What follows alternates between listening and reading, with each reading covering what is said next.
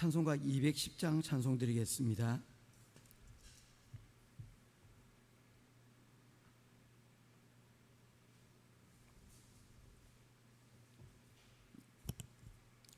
찬송가 210장 찬송입니다. 시온성과 같은 교회 그의 영광 한없다. 허락하신 말씀대로 주가 친히 세웠다. 반석 위에 세운 교회 흔들 자가 누구랴. 모든 원수 애워싸도 아무 근심 없도다. 생명샘이 솟아나와 모든 성도 마시니 언제든지 흘러넘쳐 부족함이 없도다.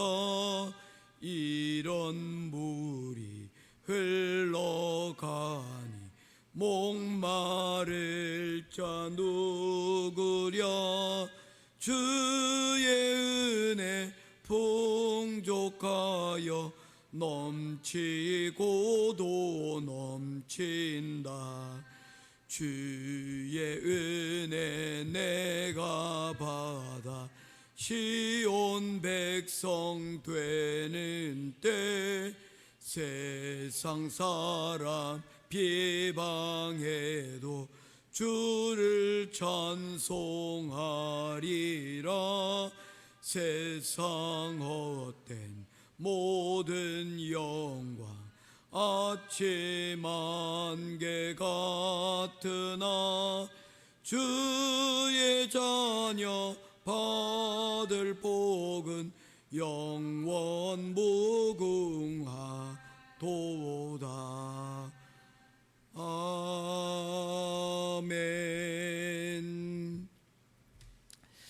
찾으실 하나님의 말씀은 창세기 제2장 15절부터 25절 마지막 절까지 말씀입니다.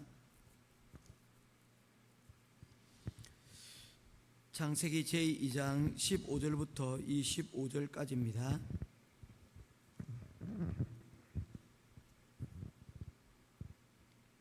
한 절씩 교독하며 보겠습니다. 여호와 하나님이 그 사람을 이끌어 에덴 동산에 두어 그것을 경작하며 지키게 하시고, 여호와 하나님이 그 사람에게 명하여 이르시되 동산 각종 나무의 열매는 내가 임의로 먹되 선악을 알게 하는 나무의 열매는 먹지 말라. 내가 먹는 날에는 반드시 죽으리라 하시니라.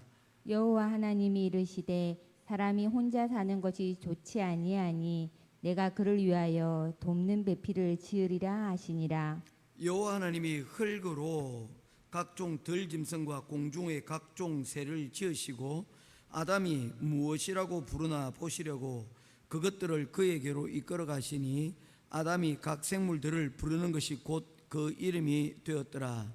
아담이 모든 가축과 공중의 새와 들의 모든 짐승에게 이름을 주니라. 아담이 돕는 배필이 없으므로 여호와 하나님이 아담을 깊이 잠들게 하시니 잠들매 그가 그 갈빗대 하나를 취하고 살로 대신 채우시고, 여호와 하나님이 아담에게서 취하신 그 갈빗대로 여자를 만드시고 그를 아담에게로 이끌어 오시니, 아담이 이르되 이는 내 뼈 중에 뼈요 살 중에 살이라. 이것을 남자에게서 취하였은즉 여자라 부르리라 하니라. 이러므로 남자가 부모를 떠나 그의 아내와 합하여 둘이 한 몸을 이룰지로다. 25절 같이 보겠습니다. 아담과 아담이 그의 아내 두 두 사람이 벌거벗었으나 부끄러워하지 아니하니라. 아멘. 창세기는 한 절 한 절이 이렇게 쉽게 지나갈 수 없는 것은 모든 것의 시작과 기원에 대해서 우리들에게 말씀해 주는데, 그것이 곧 정의가 되고 그리고 또한 의미가 있는 것이기에 쉽게 그냥 지나갈 수 없는 부분들이 너무나도 많이 있습니다. 특별히 오늘 창세기 2장 15절부터 25절에는 두 가지 중요한 말씀을 우리들에게 말씀을 하고 있습니다. 첫 번째의 것은 바로 사람의 삶과 죽음에 대한 내용입니다. 9절 말씀에 하나님께서 동산 가운데 생명나무와 선악을 알게 하는 나무가 있더라 라고 말씀하셨습니다. 그 두 나무가 있어야 그곳이 하나님의 나라가 되어집니다. 우리가 말하는 하나님의 나라는 우리가 생각하기에 그냥 영원토록 생명나무만 있고 영원토록 거기서 즐거움만 있을 것 같은데 그것만으로는 부족하다는 겁니다. 그것이 진정한 에덴 동산 하나님의 나라가 되기 위해서는 그곳에 하나님 그리고 하나님의 말씀이 그곳에 있어야 된다는 것이죠. 우리나라 대한민국이 있고 각 나라마다 그 나라에 법들이 지어져 있습니다. 사실 이 법은 누구를 위한 것입니까? 강한 사람을 위한 것입니까? 약한 사람을 위한 것입니까? 강한 사람이 자신이 가지고 있는 힘대로 살아가지 못하도록, 그리고 약한 사람들이 그 약함에 대해서 보호받을 수 있도록 제약하고 또한 보호받는 그것이 바로 법입니다. 만약에 이 법이 없다면, 법이 없는 세상 얼마나 좋은 세상이겠습니까? 그렇죠? 그런데 다 법이 없으면 다 그 가운데서 조화롭게 질서 있게 살면 좋을 것 같은데 그렇지 않더라는 겁니다.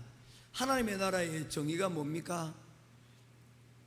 그곳에서 우리가 내 마음대로 내 하고 싶은 대로만 살아가는 것. 그런데 그것으로 인해서 누군가는 이롭고 어떤 사람들은 또 그곳에서 피해와 그리고 어려움을 당한다면 그것은 하나님이 원하시는 나라가 되지 못할 것입니다.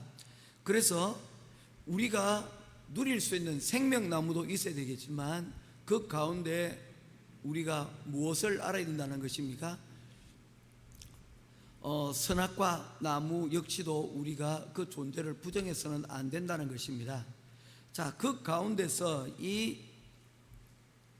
선악을 알게 하는 나무로 인하여서 나타나는 일이 15절, 16절, 17절에 기록이 되어져 있는데 16절 말씀에 여호와 하나님이 각 사람에게 그 사람에게 명하여 이르시되 동산 각종 나무의 열매는 내가 임의로 먹되, 임의로 먹는다는 건 자유롭게 하라는 것입니다. 그 어떤 것들에 대해서는 하나님께서 따로 구별을 두지 않으셨다는 것입니다. 17절입니다. 같이 읽도록 하겠습니다. 시작. 선악을 알게 하는 나무의 열매는 먹지 말라. 내가 먹는 날에는 반드시 죽으리라 하시니라. 아멘. 선악을 알게 하는 나무를 하나님께서 선악과를 만드시고 그것을 어떻게 하셨습니까? 먹는 날에는 그것에 대해서 반드시 하나님께서 책임을 물으시겠다라고 말씀하시는데 그 책임이 뭡니까? 죽는다는 겁니다. 하나님께서 사람을 지으시고 그리고 또한 이 에덴 동산 가운데 낙원 가운데 많은 생명체들을 만드셨습니다. 공통점이 뭡니까? 그곳에 생명이 있었다는 것입니다. 생명이 있었고 그 생명으로 인하여 이곳에 활기가 가득 차 있었다는 것이죠. 이 우리가 먹는 생선 회들 중에서 화로가 있습니다. 화로는 뭡니까? 죽은 생선을 회를 치는 것이 아니고요, 살아있는 물고기, 활력이 있는 살아있는 물고기를, 화로를 여러분 로 회를 떠서 여러분 그 회를 여러분 먹는다는 것입니다. 그래서 이 화로가 더 가치가 있는 거예요. 에덴 동산의 가장 큰 특징은 뭐냐면 그곳에 무엇만 가득했다는 것입니까? 생명 그리고 활력이 그곳에 가득했다는 것입니다. 그런데 이 생명력과 활력이 어떻게 된다는 것입니까? 선악과를 먹으면 끝이 난다는 것입니다. 생명이 죽음이 된다는 의미를 그곳에 담고 있습니다. 즉 하나님의 나라에서는 이 선악과 열매, 하나님께서 명하신 말씀을 떠나서 말씀을 불순종하고서는 그 하나님의 나라에서 제대로 살 능력을 우리가 잃어버리게 되어진다는 것입니다. 그래서 이 선악과 열매를 먹지 말 것은 하나님께서 그것을 둔 이유를 바로 우리 안에 있는 생명의 힘, 이 활력이 우리 가운데 여러분 끊어지고 없어지는 것을 하나님께서는 원하지 않으셨다라고 말씀을 하고 있는 것입니다. 이 말씀을 꼭 기억해야 될 것은 3장에 바로 이 선악과로 인한 사건들이 바로 등장을 하고 있기 때문에 그렇습니다. 이곳에서 하나님께서는 내가 먹는 날에는 반드시 죽으리라 라고 말씀하셨는데, 사탄이 이곳에 와서 이야기를 합니다. 하나님께서 동산 중앙에 있는 그 열매를 먹지 말라 하시더냐 라고 말할 때에, 동산 나무에 있는 모든 실과들은 우리가 다 먹을 수 있으나 그 동산 중앙에 있는 나무의 열매를 먹지도 말고 만지지도 말라, 너희가 죽을까 하노라. 여기서 한 가지 말씀의 왜곡이 여러분 일어나게 됩니다. 어떤 왜곡입니까? 만지지 말라는 내용은 사실은 없었어요. 먹지만 말라고 한 것입니다. 그런데 그 말씀에 대한 왜곡이 생겨납니다. 만지지도 말고 라는 내용이 나타나고요, 먹는 날에는 반드시 죽으리라 하였는데, 먹으면 어떻게 될까 한다고요? 죽을까 하노라. 죽을 수도 있다, may die 라고 되어 있습니다. 죽을 수도 있다는 거예요. 그러면 살 수 있는 확률도 그곳에 있다는 것이죠. 그것이 6대 4인지 5대 5인지 아니면 9대 1인지 알 수는 없지만 죽을까 하노라 라고 얘기해서 이것 또한 말씀의 왜곡이 일어난다는 것입니다. 물론 그렇게 생각할 수도 있겠죠. 만지다 보면 여러분 따고 싶고, 따고 나면 먹고도 싶고, 그래서 아예 만지지도 말라라고 이야기할 수도 있겠습니다. 많은 성경의 여러분 의미를 우리가 정확하게 알아야 됩니다. 먹지 말라, 그리고 반드시 죽는다. 말씀의 왜곡이 일어나면 그 말씀의 왜곡으로 인하여서 우리 삶 가운데 여러분 죄가 우리 가운데 여러분 유혹하고 그 유혹으로 말미암아 우리가 넘어지게 된다는 것입니다. 우리 성경에도 보면, 성경에는 없지만 이 예전에 저희 어머니 같은 경우에는 성경책이 이 옆에 그 집에 놓여져 있으면, 보통 일반적으로 다 꽂혀 있는데 놓여져 있으면 성경책을 뛰어넘지 말라고 이야기를 하셨습니다. 뛰어넘는다는 것은 굉장히 부정한 의미라고 해서, 그래서 우리들도 그래서 어떤 문지방을 넘지 마라 뭐 이런 것들이잖아요. 그렇듯이 하나님의 말씀을 넘지 말라라고 뭐 이렇게 하면서 막 되게 혼이 났던 기억이 있습니다. 성경 여러분 넘을 수 있습니까? 없습니까? 넘을 수 있는 것이죠. 그런데 지나치게 성경을 소중하게 다루게 되는 것은 틀림없지만, 이게 너무 지나치게 되면 이 것 자체가 여러분 우상이 될 수 있다는 것을 말씀하고 있는 것입니다. 실례로 이스라엘 백성들이 법궤를 메고 하나님의 말씀을 들고 전쟁에 나가니 백전백승이 하지 않았습니까? 그 이유가 무엇입니까? 그 법궤가 가지고 있는 힘이 아니라 이 법궤를 하나님께서 가져가라고 하실 때, 내가 이 전쟁은 내가 내 손에 달려 있다 라는 그런 신호를 하나님께서 주시기를 원하셨다는 것입니다. 그런데 이것이 어느 순간부터인가 여러분 전쟁을 이기기 위한 그런 도깨비 방망이와 같은 도구가 되어버리고 만 것이죠. 그리고는 그걸 들고 나갔다가 하나님의 뜻이 아닌 전쟁에도 불구하고 그걸 들고 나갔다가 전쟁에서 패하고 그 법궤는 빼앗겨버린 그런 일들도 여러분 있게 되는 것입니다. 오해한 것이죠. 말씀을 여러분 오해한 것입니다. 그것에서 여러분 유혹도 일어나고, 그것으로 인해서 여러분 우리의 삶 가운데 죄짓는 일이 일어나게 된다는 것입니다. 우리가 성경을 읽고 말씀을 배우고 또한 여러분 예배를 드리는 가장 중요한 이유는 뭐한 것입니까? 살기 위한 것입니다. 오늘 우리의 생명이 어떻게 살고 또한 어떻게 여러분 우리가 죽을 수도 있는가, 죽을 수 있는가에 대해서 성경은 우리들에게 분명히 말씀하고 있습니다. 하나님의 말씀에 하신 것에 순종하고 그곳에서 생명을 우리가 누릴 수 있는 저와 여러분 될 수 있기를 주님의 이름으로 축원드립니다. 두 번째로 우리들에게 하시는 말씀은 18절에 그 내용들이 사실은 다 담겨져 있고 25절에 담겨져 있습니다. 18절 말씀 보도록 하겠습니다. 같이 읽겠습니다. 시작. 여호와 하나님이 이르시되 사람이 혼자 사는 것이 좋지 아니하니 내가 그를 위하여 돕는 배필을 지으리라 하시니라. 아멘. 하나님께서 아담을 지으셨다고 그랬죠. 아담이 이름의 뜻이 뭐라고 그랬습니까? 붉다라는 의미를 가지고 있다고 그랬죠. 그 붉은 것이 어디로부터 온 것입니까? 흙에서 왔기 때문에 바로 붉은 빛을 띄었고, 그래서 하나님께서는 최초의 사람을 아담이라고 이름을 붙여 두셨다는 것입니다. 하나님께서는 이 아담을 지으셨는데 이 아담이 혼자 있는 것을 보시고 그를 위하여서 한 배필을 만드십니다. 21절 22절 여호와 하나님이 아담을 깊이 잠들게 하시고 잠들매 그가 갈빗대 하나를 취하고 살로 대신 채우시고 22절 같이 읽겠습니다. 여호와 하나님이 아담에게서 취하신 그 갈빗대로 여자를 만드시고 그를 아담에게로 이끌어 오시니. 자, 여기에 남자와 여자가 여러분 창조되는 그런 놀라운 시작을 우리에게 말씀하고 있습니다. 남자와 여자를 만드시고 그 둘을 짝지어 주셨습니다. 그래서 이 결혼이라고 하는 이 제도, 이 결혼이라고 하는 이 일의 주체는 누구십니까? 하나님이시죠.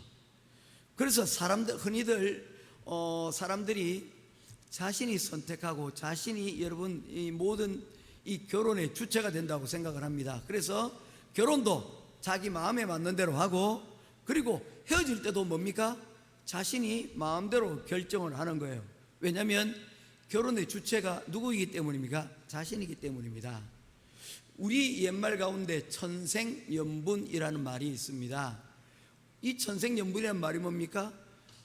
우리가 이렇게 만나서 이 결혼한 이 결혼에는 어떤 것이 있다는 것입니까? 하늘에 여러분 뜻하신 바가 여러분 있기 때문입니다. 그래서 예전 사람들은요 서로에 대해서 잘 모른 채 결혼했어요. 부모님들이 결혼하라 그러니까 결혼을 했어요. 그런데 그들 마음 가운데 여러분 한 가지 가지고 있는 믿음이 한 가지 있었습니다. 어떤 믿음입니까? 둘의 만남이 비록 그들의 결정이 아니었음에도 불구하고 이것은 하늘이 그들에게 짝지어 주신 것이라는 그런 믿음이 있었습니다.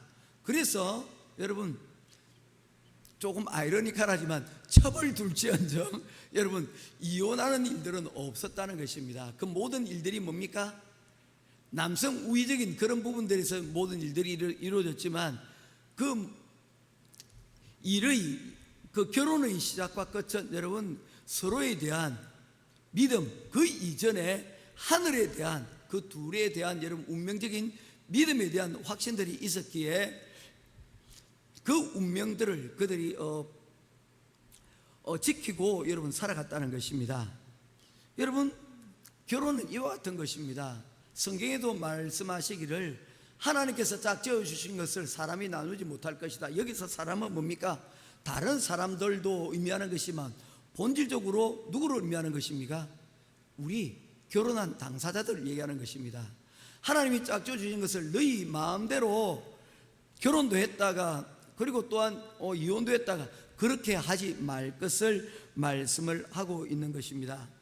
하나님께서는 사람을 동시대에 태어나게 하시고 지구의 수십억 인구 가운데서 여러분 만나서 두 사람을 만나게 하시고 사랑하게 하시고 그리고 한 인생을 살아갈 수 있도록 하셨다는 것입니다. 이것에 대한 믿음이 적어도 하나님을 믿는 우리에게는 여러분 있어야 한다는 것입니다. 하나님께서 나를 위해 배우자를 만드시고 그리고 배우자를 세우시고 그 두 배우자를 통하여 하나님의 공동체 가정들을 여러분 만드시고 이 지구 가운데 이 생명들로 여러분 이어갈 수 있도록 만들어 두셨다는 것입니다. 이 사실을 우리가 믿는다는 것, 이것이 곧 하나님을 믿는다는 것이다 라는 것을 오늘 성경 우리들에게 말씀을 하고 있습니다. 아멘이죠. 그래서 이제 19절로 보겠습니다. 19절입니다. 여호와 하나님이 흙으로 각종 들짐승과 공중의 각종 새를 지으시고 아담이 무엇이라고 부르느냐 보시려고 그것을 그들에게로 이끌어 가시니 아담이 각 생물을 부르는 것이 곧 그 이름이 되었더라. 여러분, 하나님께서 각종 들짐승과 새를 흙으로 지으셨는데 그 가운데 아담은 여러분 아담 역시도 흙으로 지었다는 것을 말씀하고 있지 않습니까? 그 가운데 여러분 이 흙이라는 의미에 대해서 우리가 가만히 생각을 해보게 되면요, 이 흙이라는 것은 무엇입니까? 땅 아래에 우리가 발을 딛고 사는 것이지 않습니까? 영어에 understand라는 말이 있습니다. 아래에 서게 만드는 것, 그것이 이해라는 말이듯이 여러분 우리 흙으로 지어진 존재들은 무엇을 해야 된다는 것입니까? 서로에 대한 여러분 아래에서 이해를 하지 않으면 그 공동체가 여러분 결코 제대로 설 수 없다는 것을 말씀을 하고 있는 것입니다. 그래서 남자와 여자의 기본적인 관계는 무엇이 되어야 된다는 것입니까? 우리 서로가 흙이 서로에게 흙의 존재로 여러분 있어 줘야 된다는 것을 의미하고 있습니다. 그래서 결혼이라는 것은 흙과 흙의 만남이기에 여러분 그 흙은 뭡니까? 서로의 아래에 놓여져서 서로를 이해하는 그 자리, 여러분 우리가 반드시 놓여야 된다는 것을 말씀을 하고 있다는 것이죠. 다시 한 번 더 말씀드리겠습니다. 우리는 무엇으로 지어진 존재입니까? 흙으로 지어진 존재이기에 우리는 서로의 아래에 놓여져서 이해를 해야 하는 존재라는 것을 말씀하고 있다는 것입니다. 그런데 22절의 말씀에 보니까 하나님께서 갈빗대로 여자를 만드셨다라고 말씀을 하고 있습니다. 여러분, 이 갈빗대가 말하는 것이 무엇입니까? 어떤 분이 그렇게 이해하시더라고요. 여자가 갈빗대로 만들어진 것은 틀림없는 사실인 것 같습니다. 자꾸 찔러요, 쿡쿡 찔러요, 뭐 그렇게 우스갯소리로 이야기하시는 분이 있더라고요. 저는 그것이 아니라고 생각을 합니다. 갈비라는 것은 여러분 어떤 것입니까? 우리의 내 장기들을 보호하는 가장 중요한 역할을 하는 것이 바로 이 갈빗대입니다. 우리 사람에게서 머리가 여러분 뇌가 중요하지 않습니까? 그래서 이 뇌를 감싸고 있는 이 머리뼈가 굉장히 여러분 단단하다는 거예요. 웬만한 충격으로서는 이 머리뼈를 여러분 부수글 수가 없다는 거예요. 그런데 이 머리뼈가 강력한 것은 뭡니까? 이것을 우리가 뭡니까? 보호하기 위한 것 아닙니까? 이 갈빗대가 보호하고 있는 것들은 무엇입니까? 우리의 심장과 폐와 우리 중요한 장기들은 이 갈빗대 아래에서 보호가 되고 있는 것입니다.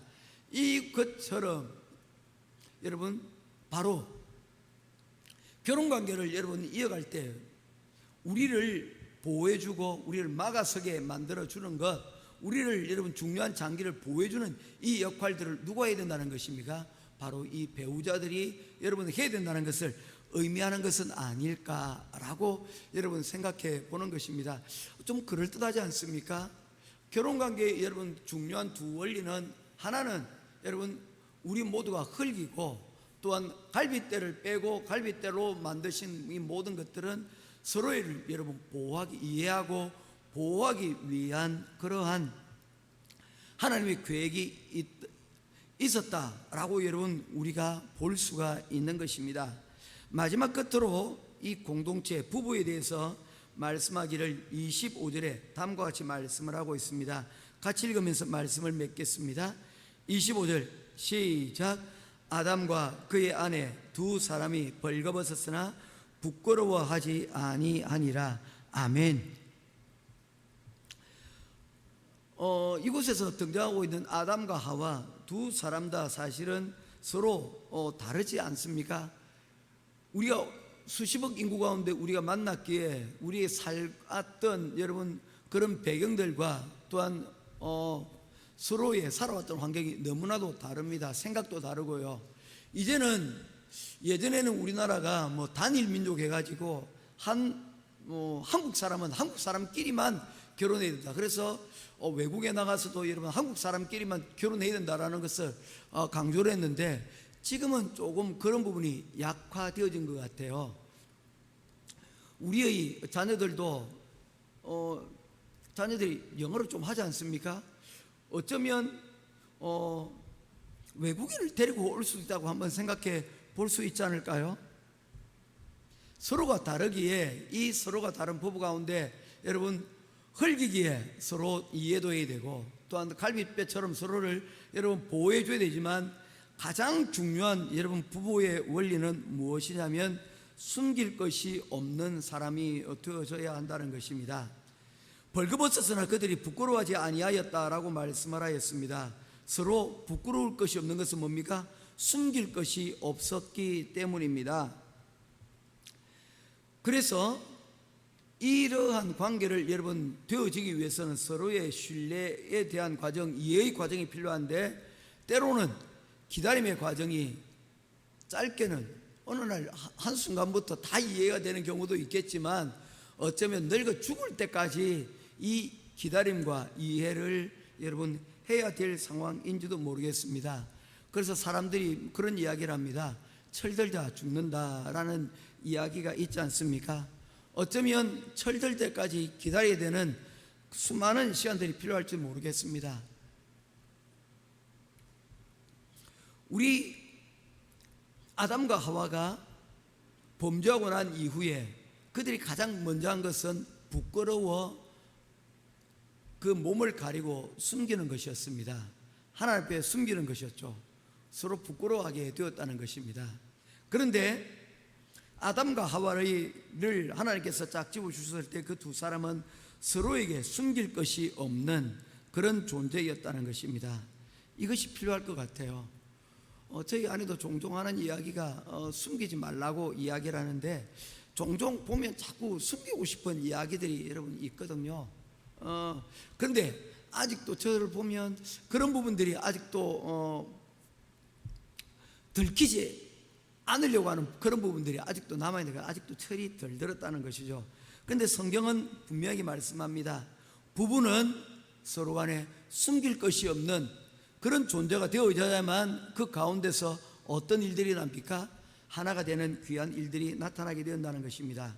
모쪼록 오늘 우리에게 주시는 하나님의 귀한 말씀, 삶과 죽음의 문제, 그리고 부부라는 이런 가정의 첫 시작을 통하여 우리가 어떤 가정, 또한 우리가 어떻게 살아야 할 것에 대한 그러한 기준과 지혜를 받아가는 귀한 시간 될 수 있기를 주님의 이름으로 축원드립니다. 기도하겠습니다. 아버지 하나님, 은혜와 사랑을 감사를 드립니다. 우리가 어떻게 살아야 될지, 또한 우리 가정이, 또한 우리의 부부관계가 어떻게 해야 될지에 대해서 주신 귀한 말씀 우리가 다시금 깨닫게 하여 주셨습니다.